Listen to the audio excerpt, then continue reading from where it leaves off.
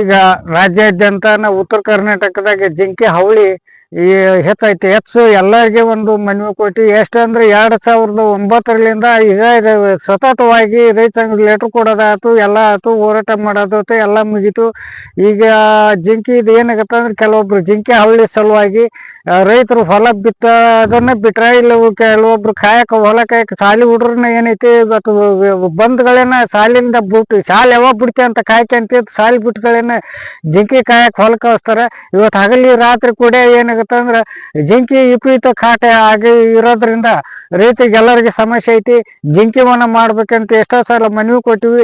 ಇವಾಗ ಬೆಳಗಾವಿ ದೇವಸ್ಥಾನದಲ್ಲಿ ಚರ್ಚೆ ಮಾಡ್ರಿ ಅಂತ ಹೇಳಿದ್ರು. ಅವರು ಇನ್ನು ಇವತ್ತು ಎಷ್ಟೋ ವರ್ಷ ಆದ್ರೂ ಯಾರು ವಿಧಾನಸಭೆಯಲ್ಲಿ ಚರ್ಚೆ ಮಾಡಿಲ್ಲ. ಈಗ ಅದಕ್ಕೆ ಬೆಳಗಾವಿ ದೇವಸ್ಥಾನದಲ್ಲಿ ಒಬ್ರು ಇವತ್ತೇನೈತಿ ಸಂಸದರು ಅದಾರ, ಇವತ್ತು ವಿರೋಧ ಪಕ್ಷ ನಾಯಕರು ಅದಾರ, ಇವತ್ತು ಹಾಲಿ ಸಚಿವರು, ಹಾಲಿ ಸಂಸದರು, ಮುಖ್ಯಮಂತ್ರಿ ಎಲ್ಲರೂ ಅದಾರ. ಇವತ್ತು ಏನು ಬೆಳಗಾವಿ ದೇವಸ್ಥಾನದಲ್ಲಿ ಚರ್ಚೆ ಮಾಡಿ ಜಿಂಕಿ ವನನ್ನ ನಿರ್ಮಾಣ ಮಾಡೋಂಥ ವ್ಯವಸ್ಥೆ ರಾಜ್ಯ ಸರ್ಕಾರ, ಕೇಂದ್ರ ಸರ್ಕಾರ ಎರಡೂ ಸರ್ಕಾರ ಸೇರಿ ಮಾಡ್ಬೇಕಂತ ಹೇಳಿ ನಾನು ರೈತ ಸಂಘದ ರಾಜ್ಯ ಉಪಾಧ್ಯಕ್ಷ ಈ ಮಾಧ್ಯಮ ಮೂಲಕ ನಾನು ಮನವಿ ಮಾಡ್ತೀನಿ. ಧನ್ಯವಾದ. 8 ಜಿಲ್ಲೆದಾಗ ಜಿಂಕಿಗಳ ಕಾಟ ಮಿತಿಮೀರೈತಿ. ಅದಕ್ಕೆ ಸಂಬಂಧಪಟ್ಟ ಇಲಾಖೆಯ ಅಧಿಕಾರಿಗಳು ಇದಕ್ಕೆ ಗಮನ ಹರಿಸ್ತಾಯಿಲ್ಲ.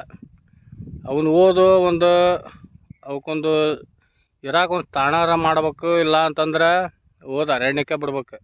ಆ ಕೆಲಸ ಮಾಡೋಲ್ರ. ಹೆಂಗೆ ನಾವು ಪದೇ ಪದೇ ಮನವಿ ಕೊಡ್ತೀವಿ, ಮುಖ್ಯಮಂತ್ರಿ ಹಿಡ್ಕೊಂಡು ಎಲ್ಲರಿಗೂ ಮನವಿ ಕೊಟ್ಟಿದ್ವಿ. ಯಾವ ಅದ್ರ ಬಗ್ಗೆ ಯೋಗ್ಯ ಕ್ರಮ ತೊಗೊತಾನೆ ಇಲ್ಲ. ಸಂಬಂಧಪಟ್ಟ ಈಗ ನೋಡ್ರಿ, ಸಾಕಷ್ಟು ಅದರ ಅರಣ್ಯ ಇಲಾಖೆಯಿಂದ ಅರಣ್ಯ ಇಲಾಖೆ ಅಂತೇಳಿ ಸಾಕಷ್ಟು ಪರಿಹಾರ ಬಂದಿರ್ತೈತಿ. ಆ ಪರಿಹಾರ ಎಲ್ಲಿ ಹೋಯ್ತು ಅನ್ನೋದು ಗುರ್ತಾಗೋಲ್ದು. ಈ ರೀತಿ ಜಿಂಕಿಗಳ ಹಾವಳಿ ಜಾಸ್ತಿ ಆಗ್ಬಿಡತ್ತೆ ನೋಡ್ರಿ. ಅಲ್ಲಿ ಸುಮ್ಮನೆ ಓಡಾಡ್ತಾವೆ ಹೊಲ ತುಂಬನು.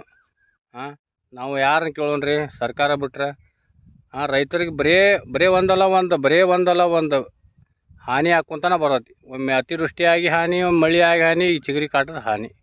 ಹೀಗಾಗಿ ರೈತ ಸಹಾಯಕತನ ರೈತನ ಉಳಿಸ್ಬೇಕಂದ್ರೆ ಶೀಘ್ರ ರೈತಗೆ ಯೋಗ್ಯ ಪರಿಹಾರ ಸರ್ಕಾರ ಘೋಷಣೆ ಮಾಡ್ಬೇಕಂತೇಳಿ ನಾ ಈ ಮೂಲಕ ಸರ್ಕಾರಕ್ಕೆ ಒತ್ತಾಯ ಮಾಡ್ಕೊತೀನಿ. ನಮ್ಮ ಹೆಸರು ಬಸವರಾಜ್ ಯೋಗಪ್ಪನವರು.